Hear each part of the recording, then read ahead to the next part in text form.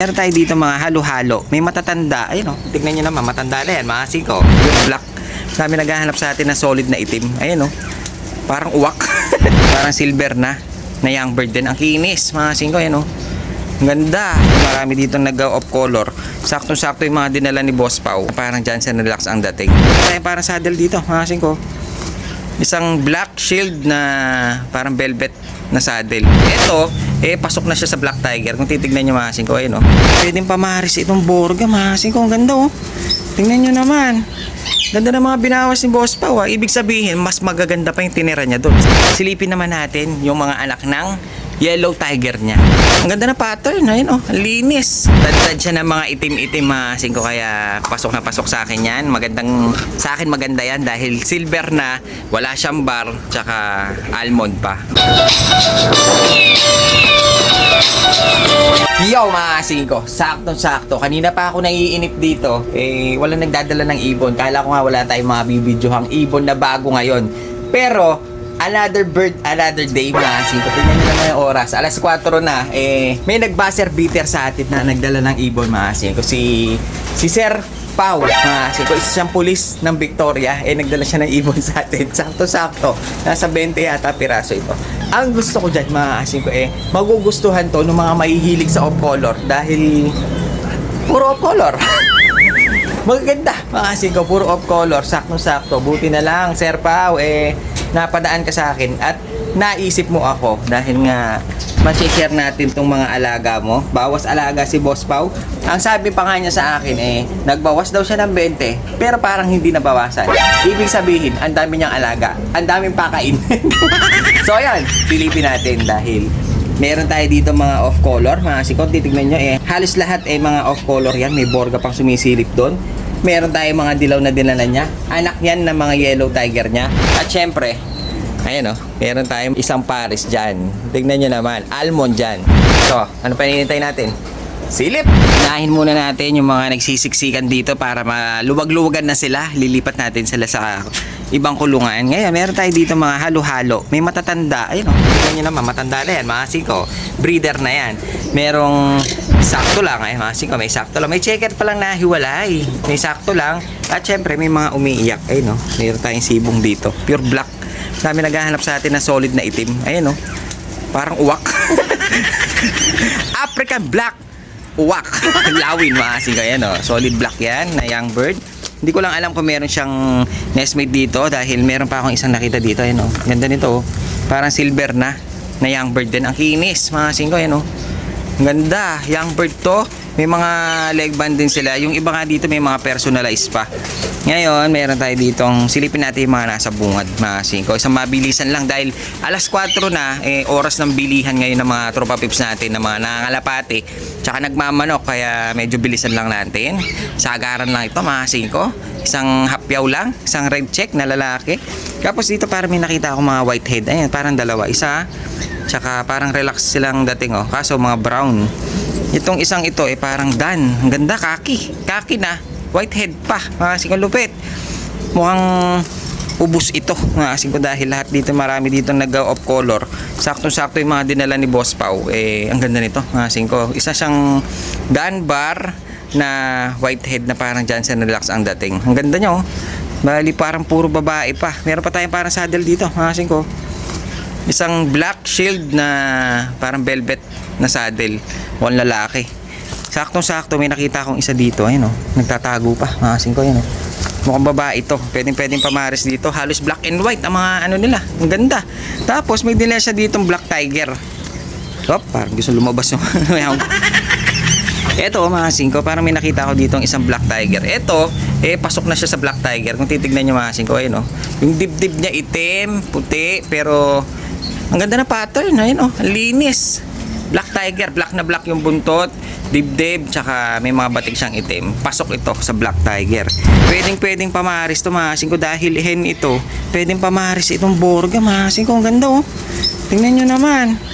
Ganda ng mga binawas ni Boss Pau. Ibig sabihin, mas magaganda pa yung tinira niya doon. Panigurado. Ito, putok na yung ilong. Mas malamang ang itim kaysa sa puti. Pero parang black tiger na rin ang dating. Pero parang black grizzle na lang ang dating nito. Dahil kailangan mas marami ang puti. mga singko, pero bagay na bagay kung ito ang ibabangga natin dahil hen ito. Kakyan, ayan, yan ang parisan mga singko. Pwede kang maglabas ng magandang black tiger dyan. Ngayon, yung iba, silipin na lang natin ng ganito. Meron tayo ditong, parang Homer pa to mga singko, ang laki ng ilong, solid black din. Solid black ba yan? Ayan, solid black din, ang ganda. Parang bibihira na lang may magdala sa atin ng mga solid black na kagaya nito. Huwag mo naman dagaran. Hindi sa nasakal mo Ayun, ang ganda niya, kak ito. Ngayon, silipin naman natin yung mga anak ng yellow tiger niya. Singko Valley dito, meron siyang mga yellow tiger. Ayan mga young bird pa. Pero kung makikita nyo mga singko, talagang medyo may pagka-tiger na sila. Ayun yellow tiger. Bali ang magulang ito, yellow tiger tsaka red tiger ata kung hindi ako nagkakamali. Ito pa yung isa. Ang ganda ng mga katawan mga singko. Solid yellow na dark tapos may pagkaputi-puti. Kaya yellow tiger malamang. Ayun, ang ganda nila. Tatlo yan mga singko. Na medyo siguro nauna dahil parang mas matanda tong isa, mas bata, tsaka itong isang to mga dilaw, hindi sila pula, mga dilaw. Ngayon mayroon siyang dinala sa atin na anak ng mga Homer niya dahil si Boss Pau mahilig sa mga Homer, yung malalaking ilong mga singko. Ito anak daw ito, tapos ito sibong pa lang to, laki ng mga singko. Tingnan nyo, sibong pa lang bumubugkol na yung ilong niya. Kaso, ang mahirap lang kasi sa Borga, mga singko taon talaga ang bibilangin para talaga lumaki. Pero sa young bird pa lang, makikita mo na malaki na yung ilong nito. Tapos ayun pa yung isa, solid black din. Anak daw ito ng mga Borga niya. Ayan Kaso hintayin natin ng mga 5 taon bago siguro gumanda. Kaya maganda. Mailabas na natin sila. Merong may gusto ng mga Borga na young bird. Ang lalaki na ng ilong nila mga singko dahil nga yung mga magulang super Borga. So yun, bali nandito na yung ating tatlong dilaw. Ito yung mga ice natin to Nilagay ko lang siya dyan mga singko. May mga buksa pa. Ice sila pero na mix na sila ng racing kaya medyo nag-dark ng kulay. Kaso okay lang din dahil pwede siyang pang cross. Ayun pagpalabas na ng mga ice yan mga singko. Ngayon, tignan natin ngayon yung sa mabilisan lang. Hinihingal na ako. Ano ba? Ito naman, yung isang pair niya na dinala sa atin. Ito mga singko, parang pasok na to sa almond. Tignan nyo naman, puno-puno siya ng guhit. Ang maganda dyan, breeder ito. Yung isang hen natin, parang almond din ang dating niyan. Dahil nga, meron ako nakitaan sa kanyang bandang leeg. Ayun, na may mga spot-spot din siya sa may bandang buntot. Meron din. Kaso hen nga lang.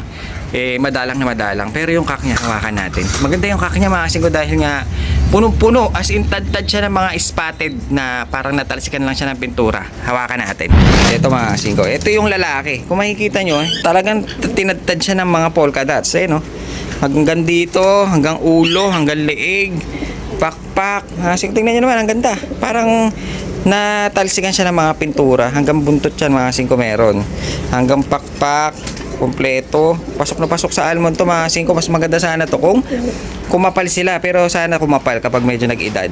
Bali, ito yung isang almond niya. Ayun, ang ganda silver siya na may pagka-almond dahil nga tad siya ng mga itim-itim mga singko. Kaya pasok na pasok sa akin yan.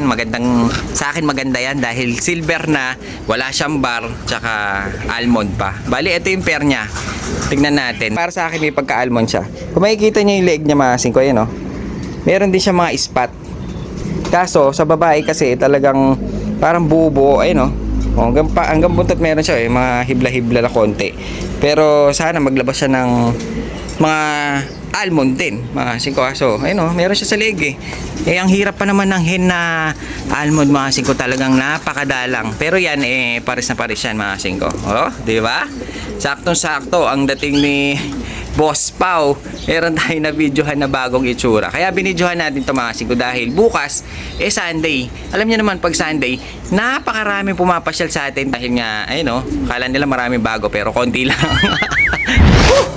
Grabe. Dire-diretso tayo magsalita dahil nga nagmamadali tayo.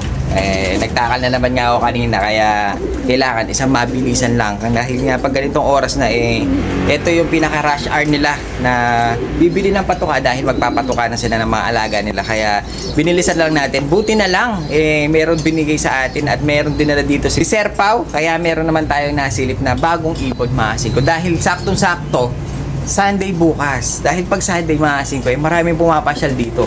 Gusto tayong makita. Hindi. Gusto makakita ng mga bagong ibon. Ang init!